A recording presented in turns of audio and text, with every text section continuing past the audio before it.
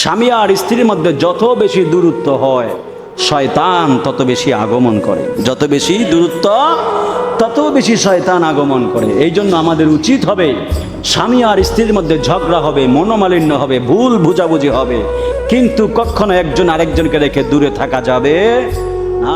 স্বামী আর স্ত্রীর মহব্বত যদি না থাকে, তাহলে ওই জায়গার মধ্যে শয়তান আসে। কি আসে? শয়তান আসে। মনে রাখবেন, পৃথিবীর মধ্যে সবচাইতে মধুর একটা সম্পর্কের নাম হলো স্বামী আর স্ত্রীর সম্পর্ক। কথা বলেন ঠিক কিনা বলেন? কখনো স্বামীরা এমন কাজ করবেন না যাতে বিবির মনে আঘাত লাগে।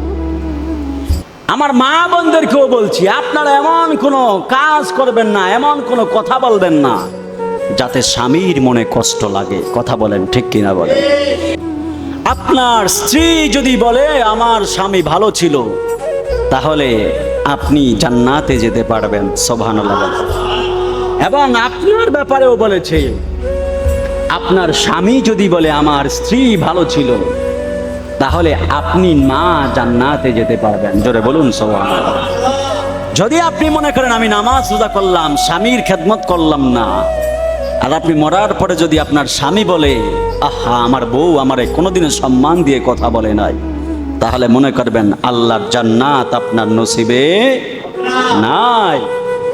আর আপনি বাবাও যদি মারা যান, আপনার স্ত্রী যদি বলে আমার স্বামী আমার সাথে কোনোদিন ভালো ব্যবহার করে নাই, সর্বক্ষণ আমাকে কষ্ট দিয়েছে, অত্যাচার জুলুম করেছে, তাহলে মনে রাখবেন, আপনিও যখন আপনার স্ত্রী জবান দ্বারা এই কথাটা বলবে, জবান দ্বারা না বলুক, যদি মন দিয়েও বলে আমার স্বামী আমার সাথে কোনোদিনও ভালো ব্যবহার করে নাই, তাহলে আপনার জন্য আল্লাহর জান্নাত হারাম হয়ে যাবে। কথা বলেন ঠিক কিনা বলেন?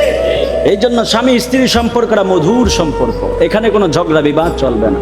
স্বামী আর স্ত্রীর মধ্যে যত বেশি দূরত্ব হয়, শয়তান তত বেশি আগমন করে। যত বেশি দূরত্ব তত বেশি শয়তান আগমন করে। এই জন্য আমাদের উচিত হবে, স্বামী আর স্ত্রীর মধ্যে ঝগড়া হবে, মনোমালিন্য হবে, ভুল বুঝাবুঝি হবে, কিন্তু কখনো একজন আরেকজনকে রেখে দূরে থাকা যাবে না।